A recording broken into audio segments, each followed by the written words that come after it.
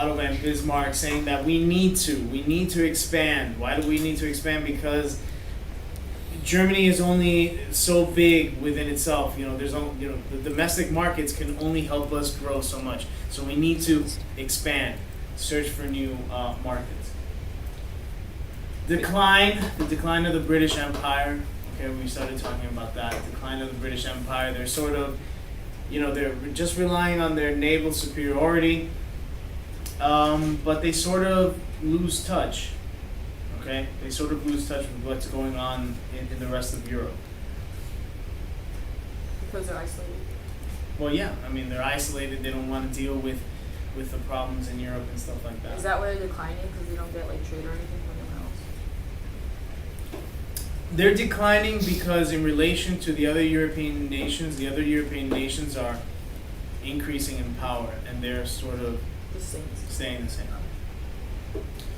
So it's not like they're losing anything in their empire, because they're not. They're just not increasing anything.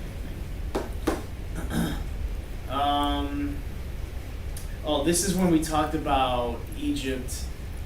Of course, the Suez Canal, access to the Suez Canal is going to be important, in any sort of military endeavor. For the British, the Suez Canal gives them easy access to what? India.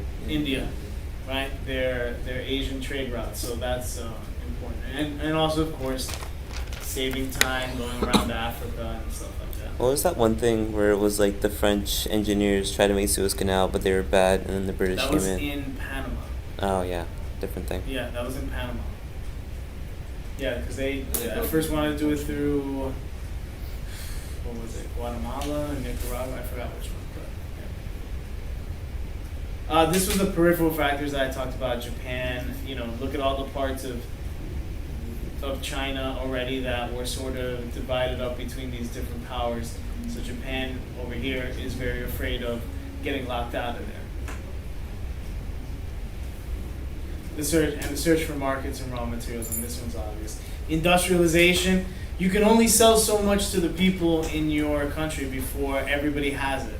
So you need to grow economically. So the only way to grow at this point in time is search for international trade routes. Okay, search for a new international market. And of course, raw materials. Okay, rubber becomes a huge thing. The rubber's in Congo. Congo was controlled by which? Belgium. Belgium, right? Belgium. I know that one guy that really... King Leopold. Yeah. Leopold. All right.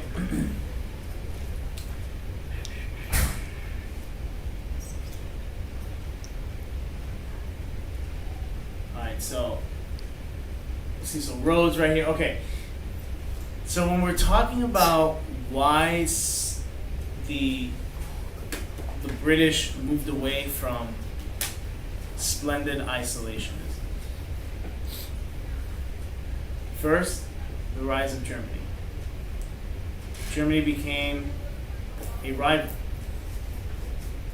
Germany would increase its navy. Now, this is true after Bismarck, when Wilhelm II becomes the Kaiser, because it's Wilhelm II that wants to directly challenge Great Britain. Okay, remember that. So what are we talking about right now? Why did Britain move from splendid isolation after 1900? Well, first, Germany becomes a rival. Kaiser Wilhelm II is challenging Germany's naval superiority. The Boer Wars. Oh yeah, everybody went against them because they had scorched their policy or whatever. And what's his name? Kaiser Wilhelm II. Remember, if you remember, at one point he sends a telegram to Paul Kruger, the leader of the Boers, saying, "Hey, good job in fighting. In fighting for your independence, and of course, directly criticizing the British." So yeah, that relationship again. There's that tension between Great Britain and Germany, and of course, scrambling for different parts of Africa. Okay, they don't want to get left behind either. All right, so you have some reasons there as to why Great Britain was moving away from isolationism. Oh, and the other one, everybody else was in an alliance. You had the Triple Alliance by 1900 already existed. And then you already had the alliance between the French and the Russians. So what is Great Britain going to do? So they don't want to get left out of those alliances either, because the Boer Wars showed how difficult it was going to be if they wanted to continue to protect their colonies. How difficult it was going to be. So yeah, those are some reasons as to why Great Britain started to move away from splendid isolation.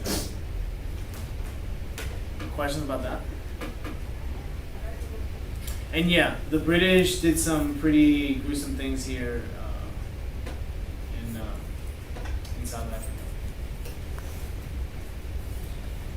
But not to be outdone by this guy though, King Leopold II in Congo, alright? Which Congo was his personal, I mean, it didn't even belong to Belgium. It was technically his property until finally the Belgian parliament was like, no, we need to make it part of Belgium, not your own little private playground. And that gets us to the Berlin Conference. Now, what happened here? Oh, What was this about? By the way. they basically like set the By the way. rules. Oh, but I'm sorry. I thought you just said like. He's like, go ahead. It's basically when Germany now was going to join the Scramble for Africa, and they wanted to set some rules like for the Europeans. So Right. they stated, all right, everybody can go through the Congo River and through the Niger River. You know, Mhm. like anybody can travel. No more slave trade. And what was the third thing? And you have to tell the other Europeans before you take land. Like, Yes. Like, hey, I'm gonna go take South Africa right now. Right. Okay. So it was to bring order to the Scramble for Africa. Okay? So that, what you were talking about there specifically was the agreement that was made, the Treaty of Berlin. Okay, which I'm pretty sure, if I remember correctly, the book goes over it, right? Yeah. I think the book goes over it. So, yeah. As we know, guess what? Slavery will not be abolished everywhere. Okay? So that happens. And here you have Kaiser Wilhelm II in a French cartoon carving up Hey, Africa. when did he come into power? 1870, 1870. And when then Germany was united. Wait, He was already the chancellor of Prussia, but then since Prussia became the most powerful German state, and he of course defeated the French. But the French were also fighting another war. I forgot what, but they were fighting like with the Prussians and I forgot what other group of people. But that's why they lost. They were fighting on two fronts. Well, yeah, but other German, another Right, of German course, state. like all the Yeah, Germans together. You know. Yeah. But yeah, so since Bismarck was so successful, that's why he was made chancellor of all of Germany once it was united. Wait, but I'm saying, when was Wilhelm like the second? Like, when Oh, did he- Wilhelm II. His father died in 1888, and he became Kaiser in 1889 or 1890. Oh, because there was like one guy that kind of replaced him for some time, but he like died or whatever. Like, Yeah, I forgot who it was though. Yeah, but that's not important. The important thing is that Bismarck did certain things politically in one way, trying to isolate France from everybody else, realpolitik, compared to Wilhelm II, who was like nuts. We're gonna compete against Great Britain. This alliance that we had, this reinsurance treaty that we had with Russia that Bismarck had, forget about it. And remember how we talked about that was one of the biggest mistakes that Wilhelm did, was not keeping an alliance with Russia. If you take a look at what would happen in the Because future, then he's then Right. Germany's Yeah. isolated. yeah. That's why he has Maybe to. they would. What is the military going to have to do? What plan is that? That's a The The Schlieffen Schlieffen plan, right? where they invade They France. have to invade France. A war against Russia means also a war against France. And then You got- they make a bunch of Is Russia assumptions friends like, They were gonna beat France in like a month or 1 Yeah. week. 6 weeks. and Yeah. Russia's troops won't. They wouldn't be mobilized. Yeah, quick enough, mobilized. But is that the season plan? Yeah, The that's a Schlieffen Schlieffen plan. plan. Mhm. That's But it. they had to.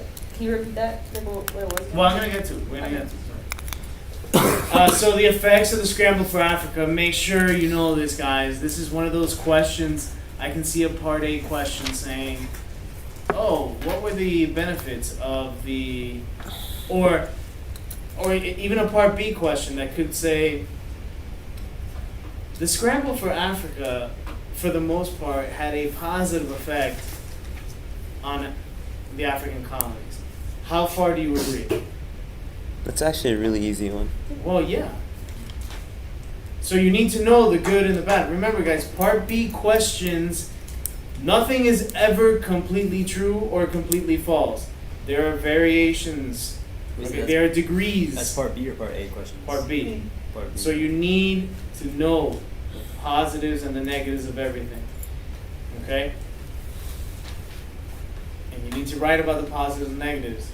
And you need to decide which is the stronger argument for a Part B question. For a Part A question, it's always causation questions.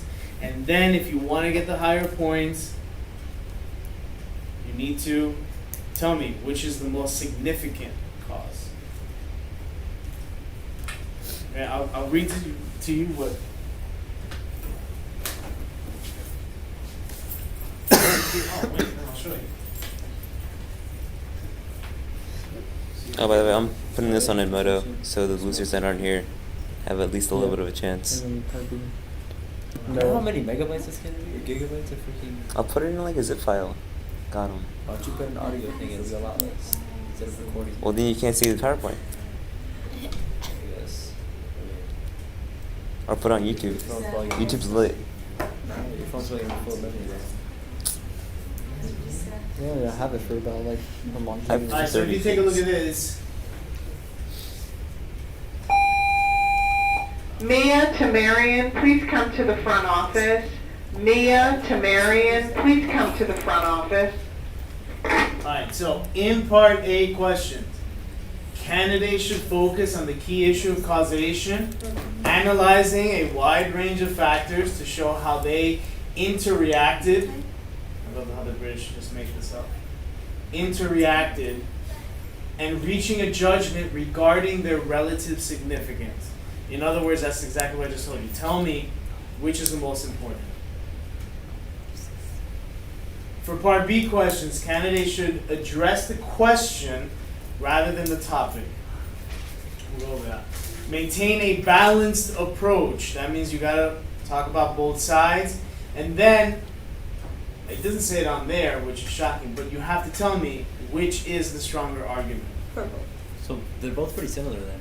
Part A and Part B. You both have to Yeah, they're balance. both Well, similar, but Part A is like Cause and causation, effect. yeah, but Part B is like this is right, that's wrong. alright, so take a look at this. Part A questions right here. Candidates should be aware that these questions are about causation.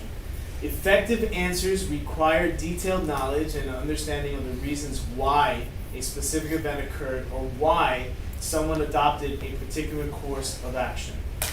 So a question like, why did Wilhelm II just completely blow up what Bismarck did? Invariably, causation can only be adequately explained by an appreciation of the combined effects of a number of factors. So that means that you have to, these factors are not just in a vacuum. They react to one another, right?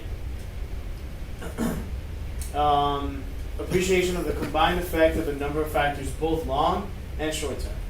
The most effective responses were clearly focused on the key issue of causation and contained analysis of a wide range of factors, demonstrating how they interacted and developing judgments regarding their relative significance. Most candidates were able to identify and explain some relevant causal factors, but tended to drift into narrative and descriptive accounts of how something occurred rather than why. Don't tell me a story, basically, is what that is saying. Don't be descriptive or narrative. Tell me why, not how. The weakest responses were characterized by monocausal explanations, a tendency to drift into irrelevancy, factual inaccuracy, and or confused chronology. They were over-reliant on vague and generalized assertions lacking appropriate factual support. Okay? So, I mean, those are the weak that you can tell that they don't really understand what they're writing. Now for part B. Candidates should be aware that historical issues can be interpreted in many different and often contradictory ways. That's where the balance comes in. For an interpretation to be valid, however, for your interpretation to be valid, it must be based on a thorough analysis of appropriate and actual and accurate factual material, and must show due consideration to alternative viewpoints. That's the balance. These questions require candidates to develop such interpretations, to make reasoned judgments, and to justify their arguments in a clear, consistent, and sustained manner. The most impressive responses were based on the development of consistent and balanced arguments, explicitly focused on the requirements of the specific question, leading to reasoned and fully supported conclusions. Conclusions doesn't mean a conclusion statement. It's just talking about what's your judgment, which is only implicit reference to the actual question. Unbalanced arguments, which a lot of you guys did, unbalanced, you just told me about one side of the event. You didn't tell me about the other. Based on consideration of only one interpretation of the issue, or relevant arguments based on factual support which was limited in range and depth. The weakest responses were often the result of confusion over the requirements of the question. They were characterized by factual inaccuracy or chronological confusion, assertions based on inadequate factual support. So what do you see here? The weak responses, those are from people that don't know the facts, right? Those are from people that don't know the facts.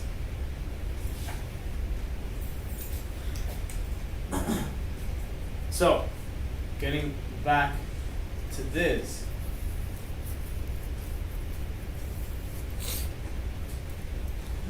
The good stuff that happened, right? All the good stuff. Yes, effective government, right? Effective government organization, healthcare, railroads, infrastructure, farming methods, sanitation, all that kind of stuff. Yes, that's the good that happened because of European European involvement or European imperialism. Yeah, That's like good for the African people, right? yes. So The you good get for the things wrong. Europeans is, well, they got new Yeah. markets, Yeah, raw yeah. materials, pride, all that other stuff. The reasons for imperial expansion, most of them would fall under the category as to what was good for the Europeans. This is good for Africans. Another question?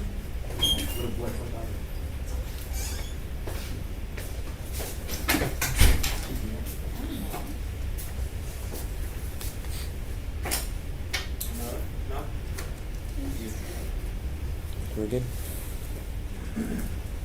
Alright, so now of course, what do you think the negatives were? They become an LDC. The- You can write that. Persecution of the people and the losing of their culture. Persecution of the people, the losing of their culture, violence, right? So, I'll move on. Wasn't there slavery also? That goes along with persecution, I would think. Well, yeah, that would fall under persecution, violence.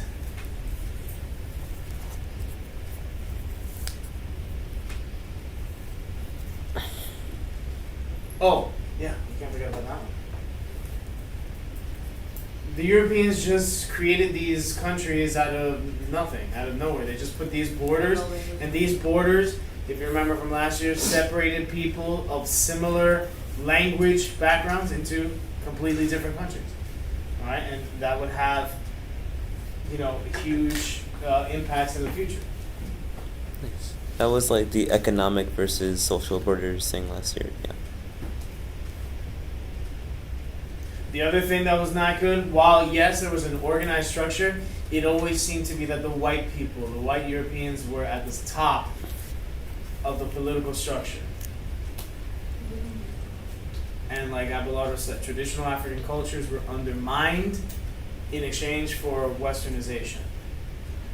Creation of a money system, you might not think about that, but the money system just completely changes the way of life to a lot of these African people that were just, they didn't have any money, they didn't have the concept of money, everything was bartering, right? Or everything was shared.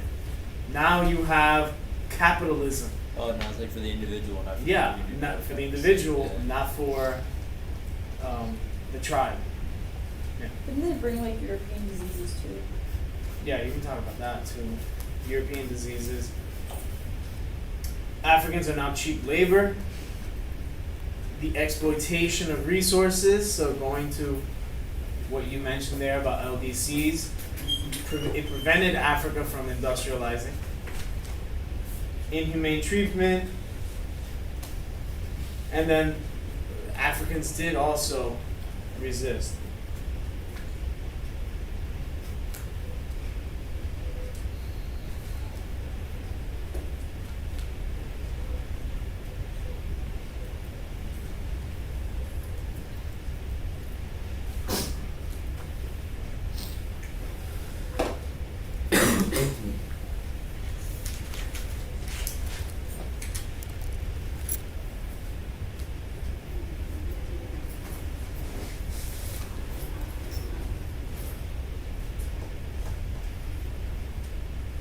Alright, so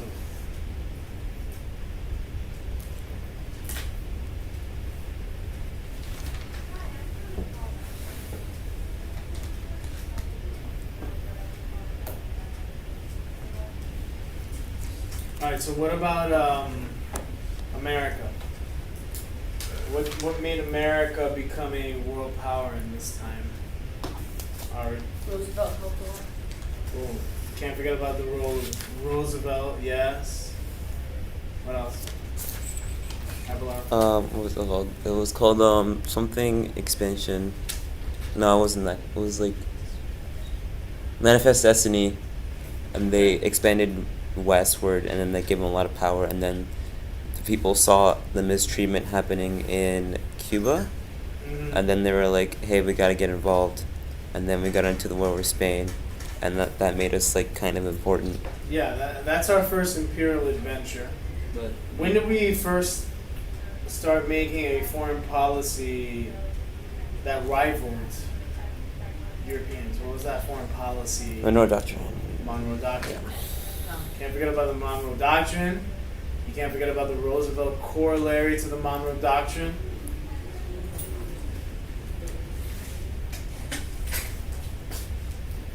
Sorry. Before 1871, what foreign policy did we practice? Isolationism. Isolationism, which we will come back to later on. Okay? And yes, we were distracted by stuff. Civil War, Reconstruction, westward expansion, Native Americans, the Native American Wars. Okay? But then eventually, we had this idea that, oh man, if we don't expand beyond our borders, the Europeans are going to take control of this hemisphere, and that can't happen.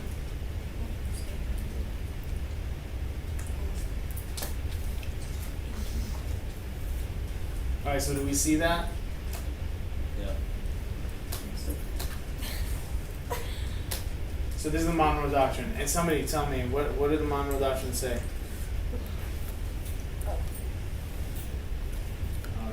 That if Europe is going to invade like their hemisphere, they won't go into the European hemisphere. So yeah, stay out of our business. This is our hemisphere here. We are the power here. we won't get involved in your stuff in Europe, you don't get involved in our stuff here. Okay, and that if you know Europe would intervene here, that the United States would intervene as well.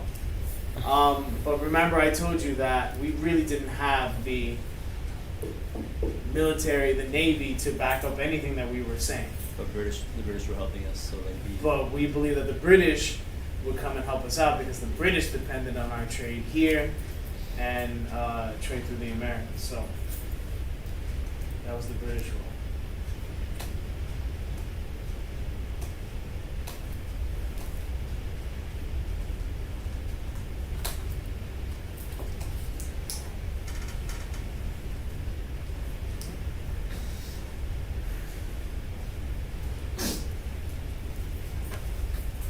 So once we realize that we do have to expand overseas, once we've conquered coast to coast, there are a lot of people that feel, oh my God, what's going to happen now? What's going to be the new frontier for America? What's going to happen if we don't expand? If we don't expand, we're going to decay as a people. Okay, we're going to be like the Romans. We're just going to decay. Well, I mean, the Romans probably expanded too much. Right? So what did the United States need? A strong navy. If you're going to become a world power, you need a strong navy. Because if you're going to have colonies around the world, you need a navy to protect it, right? Overseas bases in order to resupply, refuel your ships, and then access to China. China was like, you know, the most important thing that we wanted. We wanted access to China. I mean, so many people living in China at that time. Weren't we What was it, 400 million people by this time? Weren't we like making products and never buying it? Like, you know, like the opposite of like how it is today. Yeah. How is that? Like, how did that switch off? Well, we were an industrial power before What they happened were. in the 1987? I forgot the name of the law, but it opened up where our manufacturing can go over there and stuff like that. So I forgot the name of that actual trade law, but wasn't that long ago, because there are some politicians that are still in Washington, D.C. that said it's one of the biggest regrets that they made was passing that law, but I don't remember what it's called. And like you said, Abelardo, probably the first thing, our first foray into that international was the Spanish-American War, right? Spanish-American War, I don't need to go over the causes, do I? No. Cubans felt that they were being mistreated, well, they were being mistreated by the Spaniards who were in control of Cuba, right? Oh, we had tons of like sugarcane and like stuff like that there in Cuba. Yeah. Oh, was that one like ideology where we take over their economy and then by then we would control them, like Hawaii? Oh, well, you can call that economic imperialism. So that was the thing in Hawaii, right, where we like took over their farms first. Not just in Hawaii. Eventually, we do that everywhere. Yeah. You know, we would replace bullets with dollars. So we had something called dollar diplomacy. And then when FDR becomes president, he has something called the good neighbor policy. So this is the rest, right? This is what's left of what? Guam, the Philippines, Cuba, Puerto Rico. That's what's left of what? Spanish Empire. The Spanish Empire. That's it. And that's what we wanted. Didn't they also have like Morocco? Oh, yeah, that's true. Morocco. Yeah. Yeah, they did have Morocco. But what we were concerned about, Cuba, that would help us in trade, that would help us control the hemisphere, and then we wanted to get ever so closer to China. Okay? So Morocco was not going to get us anywhere near our goal of China. So if you remember, you know, the stuff that was going on in Cuba. Damn. Okay, yellow journalism, you know, these exaggerated headlines playing a role in getting us there. What ship is this? The The Maine, right? Yeah. The Maine. What happens to it? it blows up because of the engine failure, and we blamed it on the Spanish, and that's why it went to war. Mm-hmm. It was that picture. It's like, So why did we enter the war? Where this is part of our policy of the Monroe Doctrine. We can't have a European power here in this hemisphere, even though Spain had control of Cuba and Puerto Rico before we actually had the Monroe Doctrine. But anyway, the USA wanted greater influence over the Caribbean and Latin America. That's true. And third, and the most immediate cause of the war, the USS Maine blows up. And remember the Teller Amendment versus the Platt Amendment. Because some American politicians don't want the United States to become a imperial power, so that's why the Teller Amendment is passed. What's the Teller Amendment say? The Teller Amendment says, hey, look, Cuba is going to have their independence. We're not going to take it over. We're not going to take over Cuba. But of course, we know that after this war, what's added to their constitution?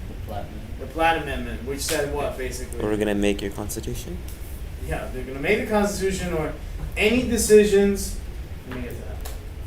Oh, who's this guy? That's the Japanese guy. Filipino. That's the Filipino guy. Something with a G. Emilio Aguinaldo. This is the guy that, remember, Dewey makes a deal with, and Dewey didn't want to put it in writing. This is the Filipino rebel that had been fighting the Spanish previously for independence. So yeah, so what ends officially the war? The Treaty of Paris. The United States takes control of Puerto Rico, Guam, and the Philippines. And the question becomes what to do with Cuba. Okay, what was the name of that? Treaty of what? Treaty of Paris. Paris. 1898. So the Platt Amendment is able to circumvent the Teller Amendment because, oh no, it's the Cuban people that put in that amendment. Or it's the Cuban people that voted for that amendment. Remember, Cuba could not enter any agreements with foreign powers without permission from the United States. The United States could intervene in Cuban affairs whenever they thought it was necessary. And that's what gives us Guantanamo Bay, And we still have that. which we still have. 113 years. Right?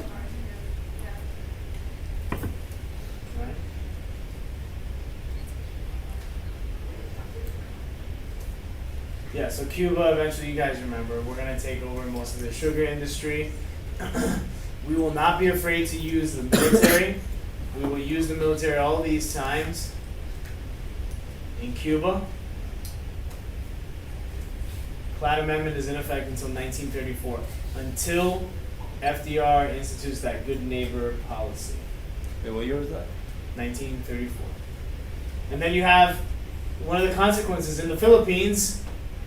What happens there in the Philippines? Is everything peaceful? No, doesn't the Philippine War cost more after? Yes, there's a Filipino-American war because the Filipinos were like, wait, you promised us our independence, you didn't give it to us, and yes, Wait, what was the up with that? Filipino war will be longer, cost more American lives than the Spanish-American war. I remember you said that we told them all right, if you rise up against the Spaniards or whatever, we'll just go over that, what you said. Yeah, we'll give you your independence, and then Aguinaldo was like, okay, but I want it in writing, and Dewey refused to put it in writing.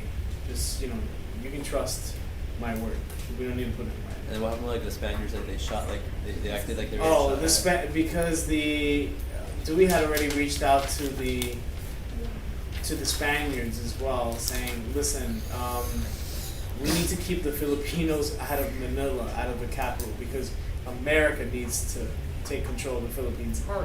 If the rebels take control of Manila, it's going to be a bloodbath because the Americans want control of the Philippines. And the Filipinos are not going to be happy to give the Philippines to America. I mean, you don't need to know that for the test. It's just extra stuff. And then here we have Teddy Roosevelt, right? What was his diplomacy called? What's the nickname of it? I know teddy bears were named after him. Yeah. Big stick diplomacy. Speak softly, carry a big stick. don't upset anybody, with what you're saying. Be forceful, and make sure that they understand that you have an army and a navy to back up what you want or what you're saying. Speak softly, but carry a big stick. So the big stick is our military. Again, Europeans try to infringe in this hemisphere. Venezuela can't pay back its loans. So some European nations are, of course, upset by that. The Germans come over here under Wilhelm II, right? In 1902, Wilhelm II's in there. So the Germans start to bomb a port there in Venezuela, and America's like, no. Here's what we're going to do. We're going to pay their debts. And then we're going to help Venezuela be able to pay its debts in the future. And then, any time that any other country in Latin America is unstable, we will send our military to that country and help them. Okay, and that became the Roosevelt corollary to the Monroe Doctrine. Okay, Roosevelt, the U.S. could intervene in Western Hemisphere affairs if order was not maintained. And that intervention would be mostly in the form of military intervention.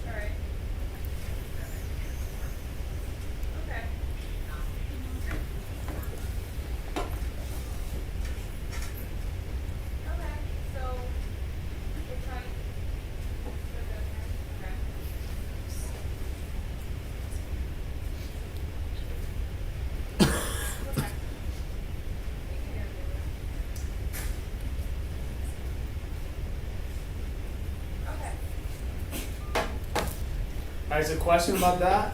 Monroe Doctrine, Roosevelt Corollary, Spanish-American War. So as a result of the Monroe Doctrine, the Roosevelt corollaries that came out and just basically said, all right, we're gonna defend anybody that gets attacked here in like our hemisphere. Or any European, not even attack, that there's some instability, and who's gonna decide if it's unstable? Oh, is that like when we would go like to Haiti or like any areas? Haiti, Nicaragua, Guatemala. That's what happened. They helped, French engineers had an idea, but U.S. no. And then there's a conflict, internal conflict Between? France? Not No, French. who controlled Panama? Oh, the Colombians, and then we helped the Panamanians get their independence with Yes. whatever. And the Panamanians were like, all right, the canal's yours, Yes. and then the country is ours. Okay, thanks. Yeah.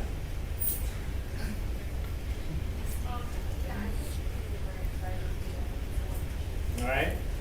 So yeah, that's the deal that we made. And obviously, why do we want a canal? What are the reasons for a canal? Because Trade routes, Yeah. Trade. transportation of troops if Yeah, need military be. also. I mean, you can't ignore the military ramifications of that as well. Alright. You want to do Japan and then we'll go over alliances next time on Thursday? Yeah. Yeah, so Alright, so Japan, if you remember, Japan was this relatively isolated country. Okay, you had something called the Tokugawa shogunate that was in power. Basically warlords. From time to time, there would be new warlords that would rise in power. wasn't But it the like last- the Rice empires or whatever? The what? The Rice empires or whatever? Or is that different? Yeah, it's different. I remember Rice Empire. There was that Might be, but I don't there was that remember. history of Japan video I posted on Moto. Was But that? Oh, Yeah. that was it. Yeah. You're right. you watch it? That was the one that. Yeah, he. That Bedoya Yeah. posted, no? No, he Was posted it. He posted it. It was one with the jazz music. Yo, it was really cool. Like, did you see it? Yeah. Yeah, the Rice. Carpio. Yeah. Is your email .org? Charter.org, yeah. Yes. The part when the US came in. No. Now you have from time to time, right? You have from time to time Europeans in there. Remember, I showed you this. This were Christians that came to Japan, and the Tokugawa shogunate was like, no, we don't want any Christians here. So they crucified a whole bunch of Christians there. Not only European Christians, but also Japanese Christians, Japanese people that had converted to to Christianity. They crucified Now the the- end of the shogunate era is gonna come because of who? Matthew Oh, that- Perry. Matthew Perry, Oh, good. was he the Commodore dude? Matthew Perry.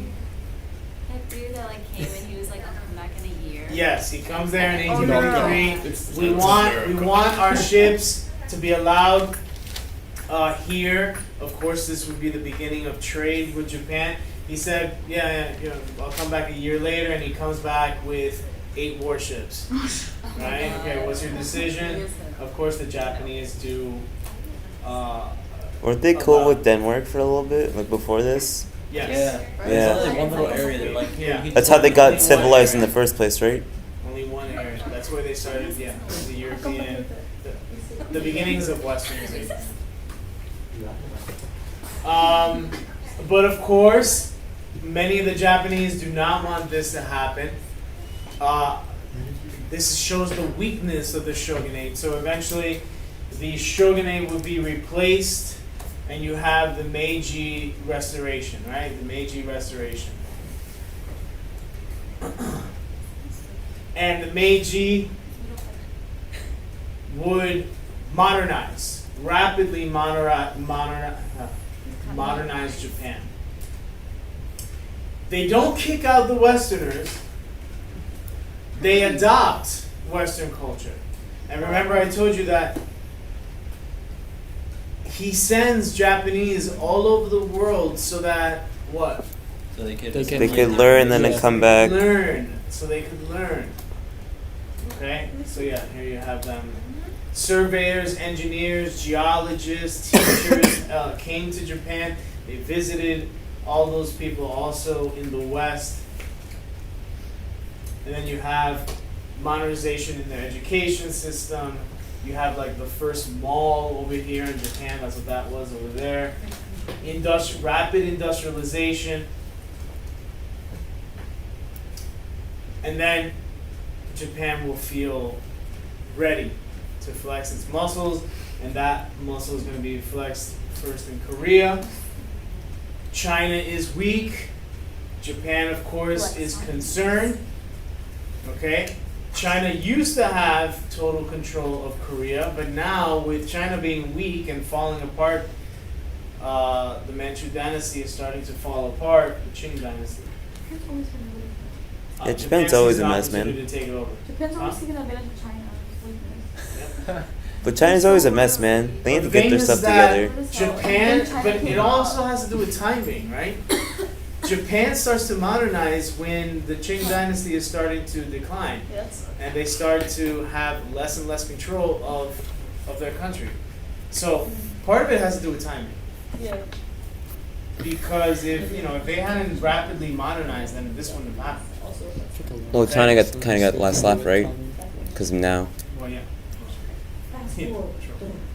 sure. Yeah, so the Japanese go to war against the Chinese for control of Korea, the first Sino-Japanese War, 1894-95, Wait, that's between who? between China and Japan. And what does Japan get? They have control of Korea. Yes, the independence of Korea, but really it's under the nominal control of Japan. Japan, remember, is also going to get that peninsula that has what? The Ludang Peninsula has what? in- Port Arthur? Which one? Yes, Port Arthur. Oh, yeah. Okay, that's going to be important. So they get all this stuff from China, commercial rights in China. China has to pay an indemnity to Japan. Who's concerned about this? Russia. Russia, right? Russia is concerned about this. So what happens? What does Russia do along with 2 other major countries? What is that called? Oh, they were like, they wanted Japan to slow down, and they were like, Not just to slow down, but also to Stop. give back. Give back Yeah. Port Arthur. Oh. Triple intervention. Triple intervention. Russia, Germany, and France pressure Japan Yeah, to that's give it. back Ludang. Ironic alliance. Damn, that's hell ironic now World War II, it's ironic as compared to 30 years later. because communism. oh yeah, it's like all of people that They all hate each other 30 years later. Yep. Yep. Yeah. And this is already with this guy in control, Wilhelm II. You have his cousin Nicholas II. Oh yeah, Controlling Russia. the czars. All Tsar, yeah, 30 Tsar of them. Nicholas II. And then France, I forget who was the prime minister. Oh wait, didn't they want that so they could invade China easier later on? Or at least Russia did. Like they thought it'd be a lot easier to take it directly from China, No. Why does Russia want Port Arthur? so they could have warm water port. Warm water But like port. it'd be easier for them to take it from the Chinese than from the Japanese. So That's the why- Japanese perspective. They wanted to keep No, China the Russians were independent. making sure that the Japanese were like to get rid of the area. Well, yeah, I mean, the Chinese didn't, the Russians didn't want the Anglo-Japanese alliance. This is the first alliance, right, that Great Britain makes with another power. Okay? This is the first one. And why do they do this one? Because Britain is afraid of Russian control of China. So now Britain has an ally in Asia.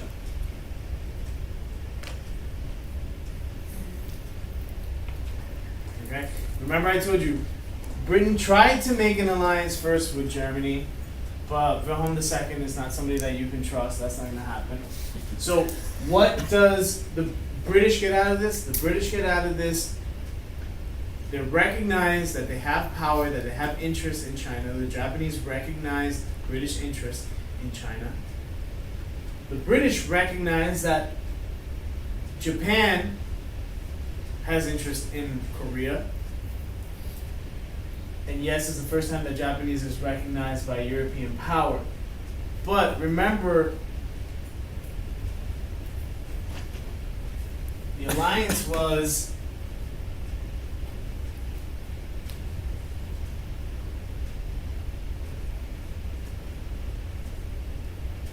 if Japan is attacked by Russia, Great Britain would be Also attacking Russia. no. Defending. Great Britain's neutral. What do you mean? I thought they were.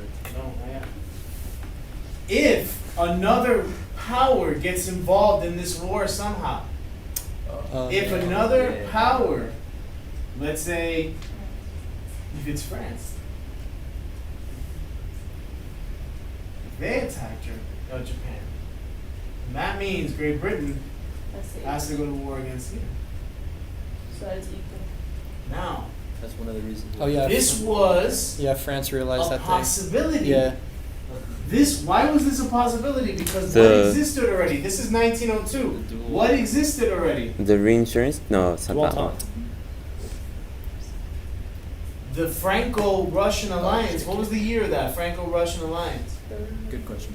That's a smart question. I don't Look it know. up. Look it up. 'Cause I don't remember off the top of my head right now. Franco-Russian. Yeah, neither. But it's That's before about Joe. 1902. It's 1894, isn't it? Yeah, that's what I was gonna say. Check it. I don't know The these dates. Franco-Russian alliance. This is That's- important, guys. This is how geopolitics is played. So France is like, oh shit. 1894. Yeah. 1894? Got 'em. That's why, in 1902, that's why Great Britain and France go off on the side, and before a war breaks out Yeah. between Japan and Russia, Great Britain and France start to discuss what would become eventually what? The What was their triple. alliance called? Which wasn't really a military alliance, it was a friendly relationship. That was the word in French. In English, sorry. What was that? What was their... That's with the cordial. Yes, the Yeah. Entente, Well, yeah. whatever. Okay? Now, that's when they start to talk about it in 1902, because France is like, I can't, France, I'm speaking as French, I can't go to war against Great Britain. I can't help out Russia. Because I'm not going to go to war against Great Britain. Because that's what the alliance says. With the Franco-Russian Russian alliance says, if Russia is attacked by another power, France has to come to its rescue. The Anglo-Japanese alliance says, if it's a fight between Russia and Japan, Great Britain's out of it. But if another power helps out Russia, then Great Britain has to be What is this all involved. known as? Like, what's the name of this? Like this It's whole, like a domino two- effect, It's just honestly. the alliance. We're talking about the alliance. Yeah. Oh, okay. And So- civil So now, the war starts in 1904 between Japan and Russia. That's when Great Britain and France finalized their friendly relationship in 1904. Now, there were a lot of things that had to be settled between Great Britain and France before this relationship was consummated. First of all the issues that were going on in Africa. France was not happy that Great Britain had control or wanted to take total control of Egypt, of the Sudan. Great Britain wasn't happy with the French-Morocco situation. So there were a lot of things that had to be settled before this relationship happened in 1904. And this is also when Germany made the Schlieffen Plan, right? Not yet. Germany, in reaction to this, in 1904, this is when Kaiser Wilhelm II will say, I'm surrounded. Reach out to Italy. I'm surrounded. And plus, Morocco, I have an interest in Morocco. And that's where we have the Morocco incidents. Agadir, they're both expanding. And Yeah. Okay. where that's where right. Morocco wanted its independence and Kaiser Wilhelm II was like, oh yeah, no, we'll support you. And Great Britain and France are like, no. And it just pushed Great Britain and France even closer together. Oh yeah. Mm. All right, we'll go over that next time. But I just wanted you to understand how this Anglo-Japanese Anglo-Japanese alliance led eventually to the alliance between Great Britain and France. And it all had to do with the fact that France did not really want to fight Great Britain if Russia asked for help. So you can basically pinpoint the start of like the World War One alliances to the fact that Russia was gonna attack Japan. Russia, of course, plays a huge role. So that's like the start alliance. of it, right? So, yeah, so the Entente Cordiale is like the first time that Britain and France ever actually become a. Yes. Because there were rivals before, right? There were rivals before. Alright. There were rivals before. So all these alliances is what caused World War I, basically. Well, a lot of people believe that, yeah. So you could basically boil this down to like a flow chart, and have like Yeah. different events, Yeah, 'cause and there's then so put many- that in the. Those Yeah. are the causes of World War One. Mm-hmm. And remember, Maine, not the USS Maine. Oh, The acronym Maine yeah, for the cause of the war. military. Militarism, the alliance systems, imperialism, nationalism. Alright, so let's like make Now, like the however, whichever you want to take as being the most important, that's up to yeah. you. But remember, when these powers decided to increase the size of their navy and increase the size of their military, it wasn't as, hey, look, I have a bigger navy than you. No, it was about keeping a balance of power. Because they thought the bigger my army is and my navy is, the less chance somebody will attack me. What would- It would be like a deterrent. Oh yeah, because you feel like It would be a deterrent. So they thought, and this is the ironic thing, that by building up your military, you were actually going to increase the chances of peace. Oh, because they thought they'd Because intimidate the everyone enemies. knows each other. Right. But when you combine it with the alliance systems and the secret alliances that were made, because remember, in a lot of these treaties, the specific parameters of these agreements were not released. You have to remember that too. So that's going to increase that paranoia. What was It's the almost I? like a question like, what came first, the chicken or the egg? Yeah. Was it militarism or was it the alliances? Like, what was the I in Maine? Like the. Imperialism. Oh.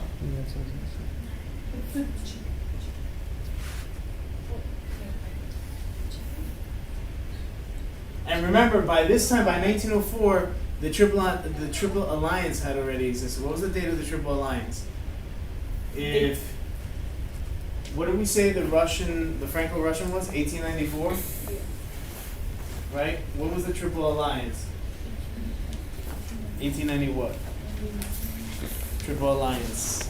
Italy, Ottoman. 1893. Not No, not Ottoman. Ottoman. Not Italy. Italy, Austria-Hungary, And Germany. Yeah. and Germany. But then Italy didn't go in because Britain and France were like, What was hey, that? we'll give you some Somebody land, remind me. right? Yeah.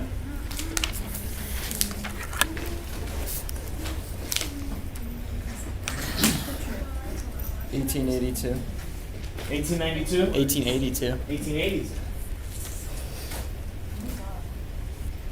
Oh, Triple Alliance. Germany, Austria-Hungary, and Italy. That was in response to Franco-Russian. No, No. This was Bismarck. That was just him This being was Bismarck. Bismarck trying to isolate who? France. France. This was Bismarck trying to isolate France, and remember, Bismarck was able to get that treaty of reinsurance with Russia, and Wilhelm II was like, we don't need that anymore.